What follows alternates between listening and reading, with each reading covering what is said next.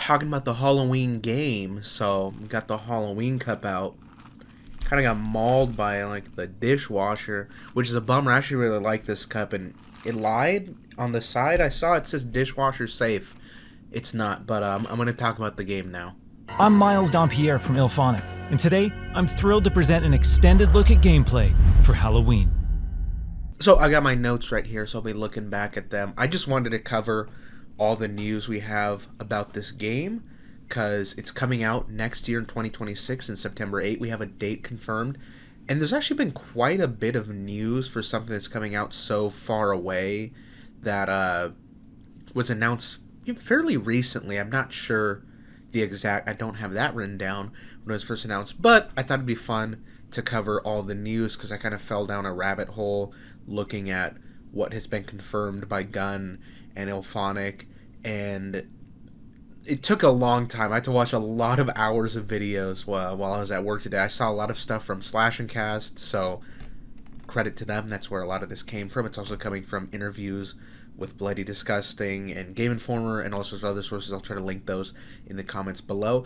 But I thought it'd be cool to just compile all that into a short little compact video so you can get caught up to date and just get all the news out in one short video. So I'm going to break this up into a couple segments. Segment 1, just going over general facts about the game. Segment 2, going over the multiplayer. And then Segment 3 will be diving into the single-player campaign, which I think is really interesting. And I'll go over my thoughts and opinions and speculation when that's makes sense to do. So, let's get into that. First thing that's interesting is that all of Illfonic is working on this game. They currently have a couple games out, including the Predator game, and I think their Ghostbusters game is the other one that's still being worked on, and Killer Clowns from Outer Space.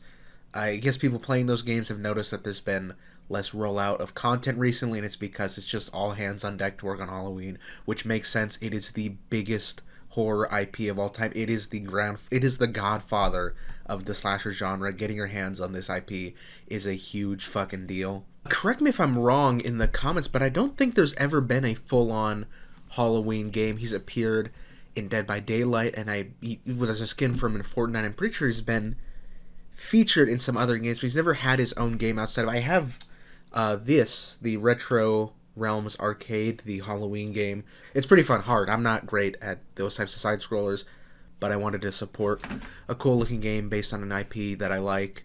I think there's a lot of worry, or not I think, I know there's a lot of worry and criticism for this game because it's being published by Gun Media, who were behind the Texas Chainsaw Massacre game and Friday the 13th, and both of those ended in kind of unceremonious ways that left the fans feeling very cheated. Me personally, I was a huge, giant fan of Friday the 13th. I remember buying that game. Me and my brother, both my brothers, rode bikes down to GameStop, and, you know, I think it came in like 2017, so I was like 19, and just, you know, whatever money I had left over from my paycheck, we just went in, bought a copy of it.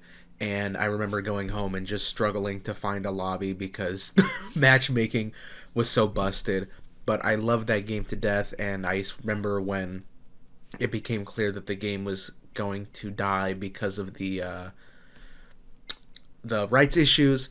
And even I, at the time, before Gun Media had this negative reputation, maybe they did, but this is an opinion I developed on my own. Maybe others had this at the time, but I wasn't aware of it.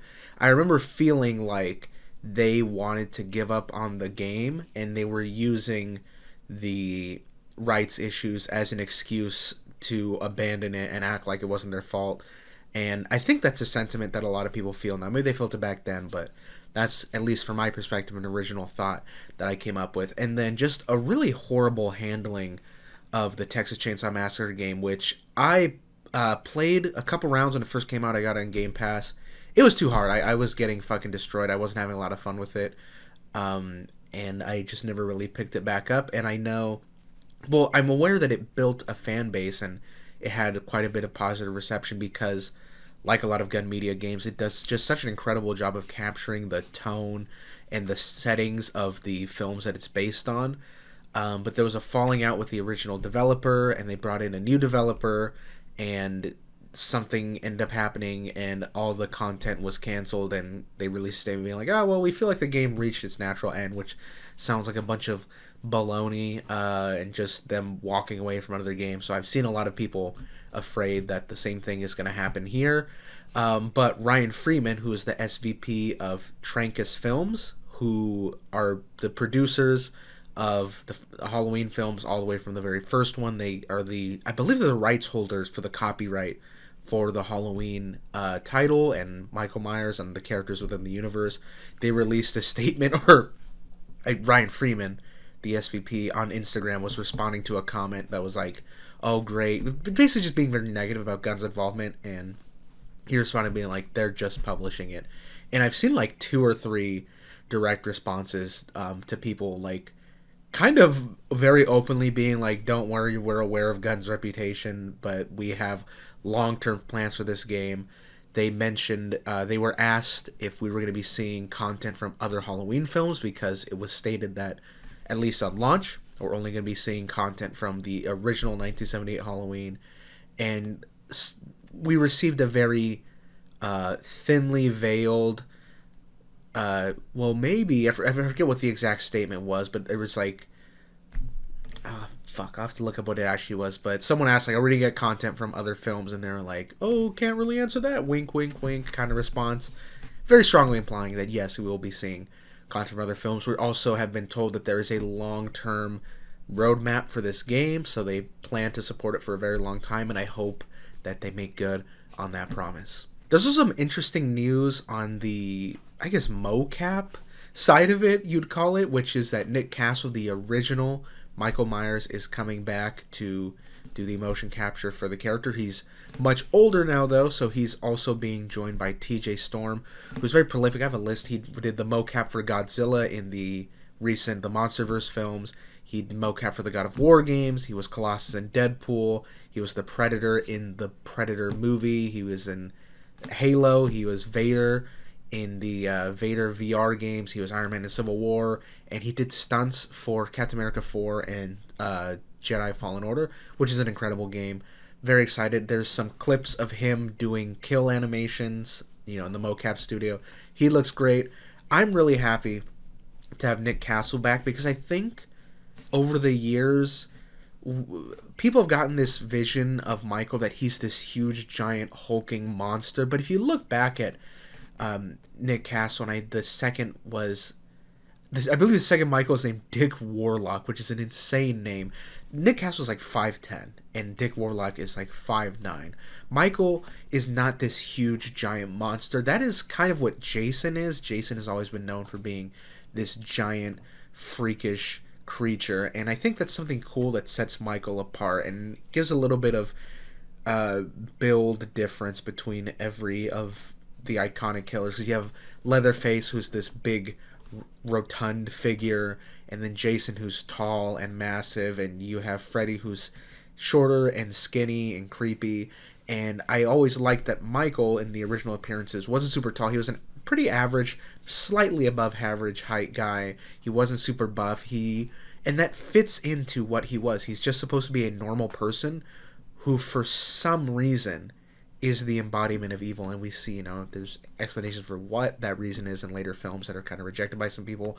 But I think it's cool having someone who's just, on all levels, a normal person who is described by Loomis as just having lifeless, dark, godless eyes. And I'm glad that I hope that even though TJ Storm is doing some of the mocap and he's a taller guy, 6'2", I hope that we get a Jason that's more accurate height-wise to the original appearance, which I think he will be. That's something Illfonic and Gun Media are very careful about, is dedicating to even the smallest details to the films they're adapting. It was also confirmed that Kane Hodder was doing mocap on this project. It was stated that he was doing some kind of mocap for a project that Illfonic and Gun were working on, which is obviously this one.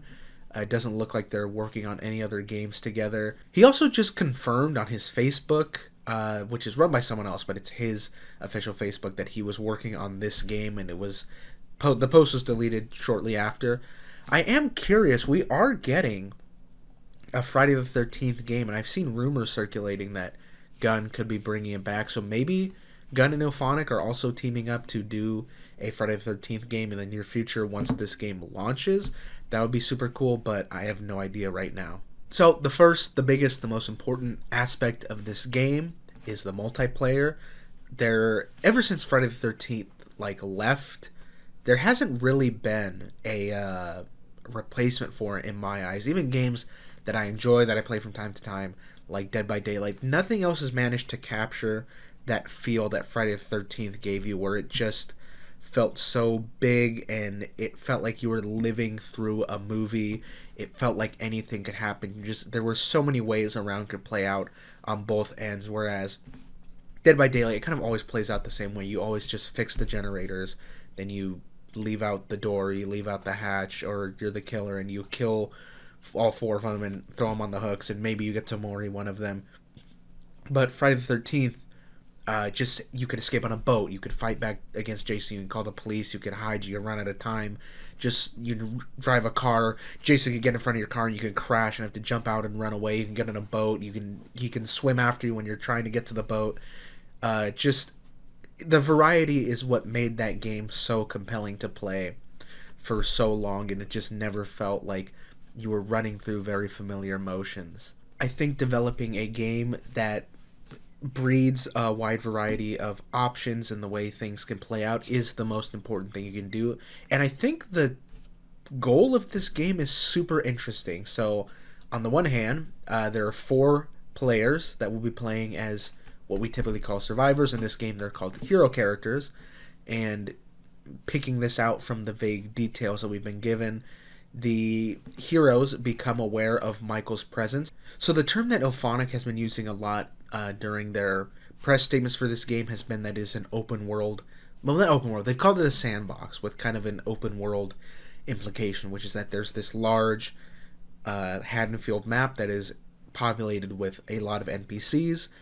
And the goal of the hero characters is to find as many of these NPCs and warn them of Michael's presence, convince them to help them. And it seems that once you've successfully pulled that off, you can have them follow you, or you can take them somewhere to escape, or you can have them patrol. I believe it's even stated that you can give them weapons and they will help you fight back against Michael. You can also find working phones that Michael hasn't shut off, and you can call the police, and when they send a squad car out, you can try to convince them that Michael is out there and give them an area to patrol, and these NPC officers will find Michael and track him down and attack him. So I think what's cool about this is that the main goal for the first time ever is not to escape. They did say that you can escape and end the match for yourself when you want and continue to spectate the world, or the round. And I think how that works, and this is just my speculation, we'll see how accurate this is, I believe that you rack up a lot of points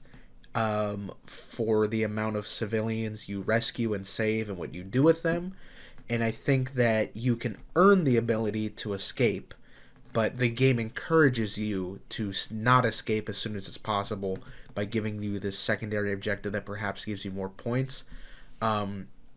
I found myself doing something like that a lot on Friday the 13th, where even if I had an option to leave, I would always stay behind and fight and try to help as many people, other players, escape as I possibly could, because that was just more fun for me. I didn't really care about winning. I just cared about staying in the game and having as much fun as I could. And I think that's what this is going to encourage players to do when you play. Again, I'm going to compare it to Dead by Daylight a lot, because that's, that's the big giant in this ASIM horror space. That one, it has a very not a lot of ways around. It's like gen rush, repair the generators, and leave. There's not much you can do. I think there is a bit of a unwritten rule obligation to help all your fellow survivors out for as long as you can. But there's not much outside of that. It's just escape out the exit. I think it's cool that we have a new just a new surface level dynamic to what we're supposed to do in this game. You are also able to fight back against Michael. There are handheld weapons like bats that are shown in the trailer. You can also pick up guns and shoot him. However, Michael, he can't die. He will always get back up no matter what you do to him. And Ryan Freeman also confirmed that bullying Michael is not going to be possible. They haven't said how. I think my speculation is that there'll be some kind of unseen token system, and if you knock Michael on his ass too many times, these tokens build up. Like, say you knock him on his ass like 3 times in the span of a minute, your attacks will be ineffective. Like, if say you have a bat and there's two of you and you knock him down twice, the third time you hit him, maybe he catches your bat. That would be cool. Or maybe it just breaks, or maybe it's just completely ineffective on him and he's just able to, slash you up real quick. I think that's just the easiest way to balance allowing players to defend themselves and also not allowing a coordinated team to just bully the shit out of Michael. I think that's another thing that was so fun about Friday the 13th to me, was that Jason was clearly the superior force, even though there were so many of you. But you could arm yourself and you could fight him off and you could escape. Whereas, again, Dead by Daylight, I'm not very good at that game. But I feel like once I get spotted, I'm pretty much just cooked. It's over for me. There's also a big emphasis on stealth in this game. You are told that the best solution is to just not be seen by Michael at all. Where we're told in this most recent blog post that there are certain actions that can alert Michael to your presence, like overusing your flashlight or causing noise. And somehow when you can escort citizens carelessly. Not really sure what that means, but we're told that all those actions can potentially alert Michael to your location. I don't know. Again, we're not told specifically if that means when you do that, it'll be a system kind of like Dead by Daylight again, where you will have a big ping and a visual indicator for a brief time showing Michael where you are, or maybe it's just saying that if, whoever the fuck is playing as Michael has his headphones turned on, he'll be able to hear, you making a bunch of noise on the other side of the house. Either way, sounds interesting to me. On the other side of the ASIM coin, obviously, is Michael, who I think a lot of people are going to want to play as.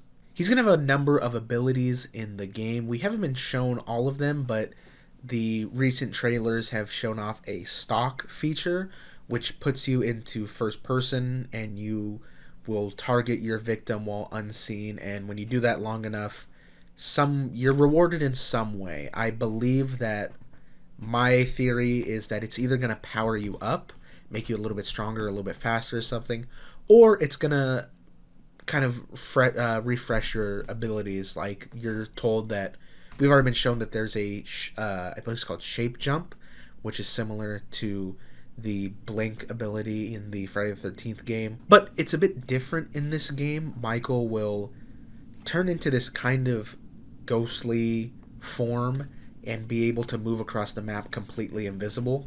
When you're in this, again, you can be completely around any players or victims or NPCs, and they will not be able to see you. There's nothing alerting you to their presence, but you cannot exit or enter this shape jump form when you are in light, or if somebody sees you. You have to use this kind of like in the movies. You have to use it to find a dark corner somewhere where characters aren't looking and try to sneak up on them. The way they talked about this game, they clearly want you to build a horror experience and be able to jump scare the other players.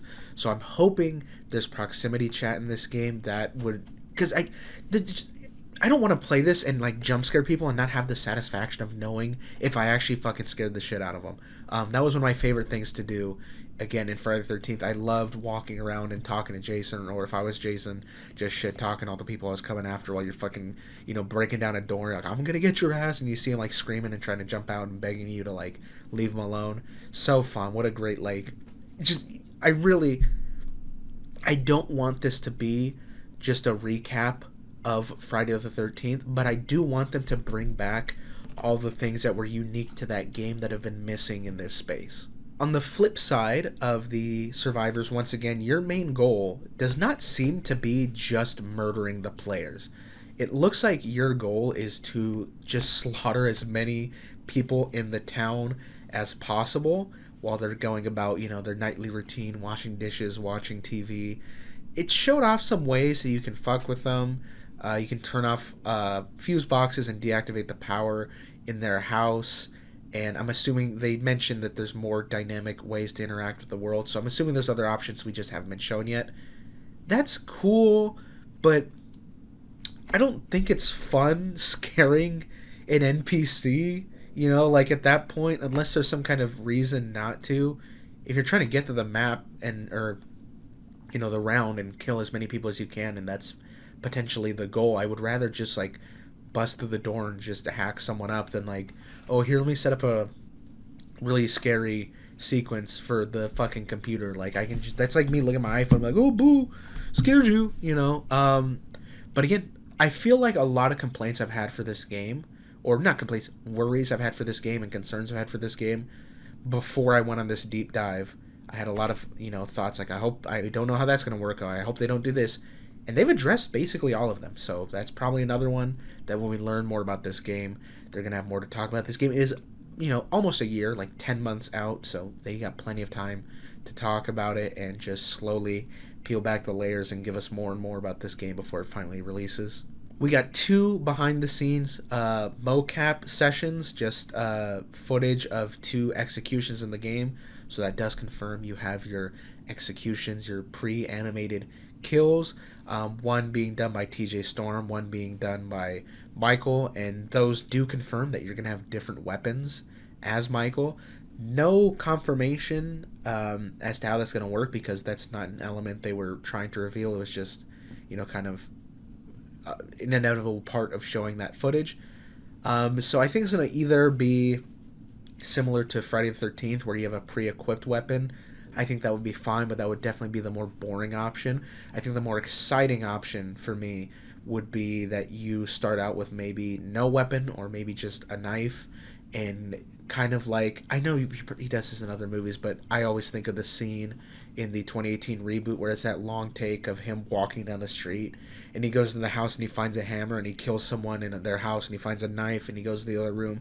I would love to be able to recreate that. Just start in and slowly find more weapons as you're advancing, and maybe swap out for something that's just more interesting to you. Yeah, either way, it's fine. I just think that being able to pick up weapons as Michael just sounds like a cool element to add into this game. Finally, to make sure this game never goes away, there is a single player offline bots mode, which is fine. They put that in Friday the 13th, I remember, and games like this are not as fun when you're not interacting with people, because it just ends up feeling like AI that's running to this pre-scripted path. Like, it's not like, I'm not a video game designer, I'm not gonna lie, I don't code, I don't know anything like that, but the NPCs know where everything is, right? Like, they maybe not, I don't know, it's just not as fun when you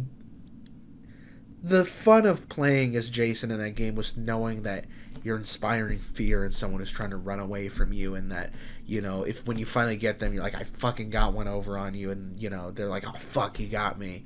I think removing that satisfaction, it just doesn't work. I'm glad they're putting it in, but I don't think anyone's booting up Friday the 13th and just running around against bots on Packanack Lodge in fucking the year of our Lord 2025.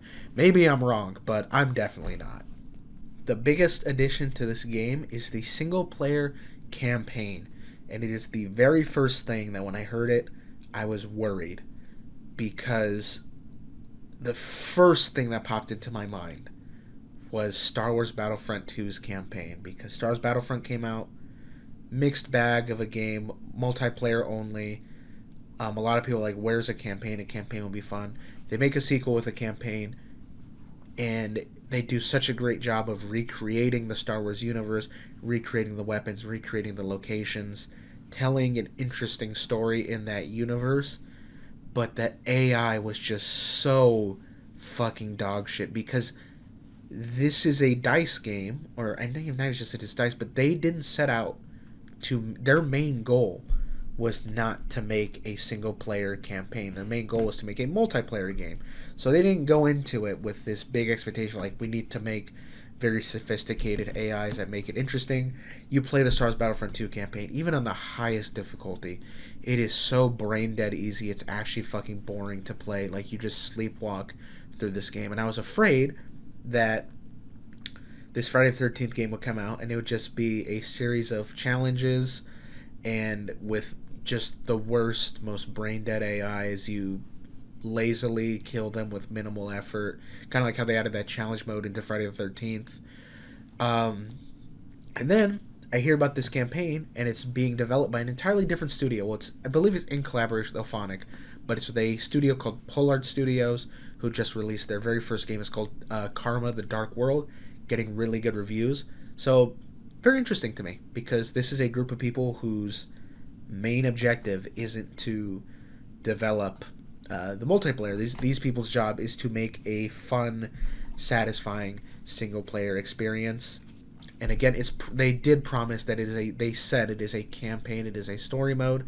It's not just a series of challenges. Try to kill this guy with the knife without being seen. Blah blah blah.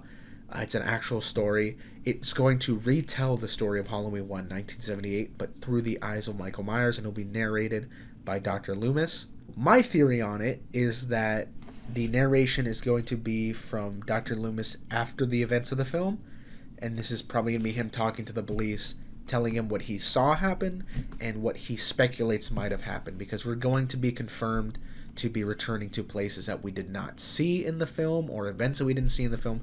For example, I believe it was confirmed we're going to Smith's Grove Sanitarium, which we see the outside of it, but I'm assuming, and I think this would be very cool, would be to see how Michael even got out of his cell in the first place. And we're also going to the Red Rabbit Lounge, which we never saw in the original film, but it is where Michael found the guy whose jumpsuit he takes in the original movie. Speaking of how I think this game should open, I see one of two ways. I think either opening with Michael in his cell and escaping, and having that serve as kind of your tutorial sounds cool. I also think that recreating the iconic opening of the very first film, having it all in first person, and just showing you the basic mechanics, like how to stab, maybe how to do the stalk, and just playing it from a first person perspective through Michael's eyes, that sounds awesome. Either way, very cool idea. We're also being told that this single player campaign, they did say like the first thing you should do when you get this game is play the single player campaign, because that's going to teach you how to be a good Michael Myers. My worry, again, something that hasn't been addressed, is that when you're making a game like this, you kind of don't want playing as the killer to be too clean, I think. Because you almost get to this point where they're so powerful, if the controls are that easy to grasp and they're that precise, you can run the risk of having someone who gets really good at it just fucking annihilate anybody, because there's so much control and so much precision in that, and you're already so overpowered as a character. And there's not gonna be like fucking skill-based matchmaking in this, you know what I mean? But yeah, there's a lack of it's a methodical and intentional lack of precision that prevents you from just being really good at this and annihilating people who are just all right at it. Maybe they're not going to do that. Maybe they're going to tweak the gameplay a little bit for the single player. Either way, I'm interested in this now. I'm intrigued. I also like that they've stated that you're going to unlock Michael's powers as you advance through the campaign. I believe we were also told that certain cosmetics and items in the multiplayer are exclusively unlocked by playing through the campaign. Very cool. Sounds great. And that's basically it for this game. It's a good chunk of news. I don't know how long this video is going to be, but I'm super excited for this game. I'm a huge fan of horror movies. I grew up being told that horror was like evil and it was like Satan's movies, and in high school I watched Scream and I thought it was amazing, and just ever since then I've had just such a huge passion for horror film and horror filmmaking and horror games and just being scared. That's just my jam. And just as someone who loves Friday the 13th and has been missing a game that feels like that, this is super exciting to me. Anyways, that's going to be it. Thanks for watching if you got here, and goodbye.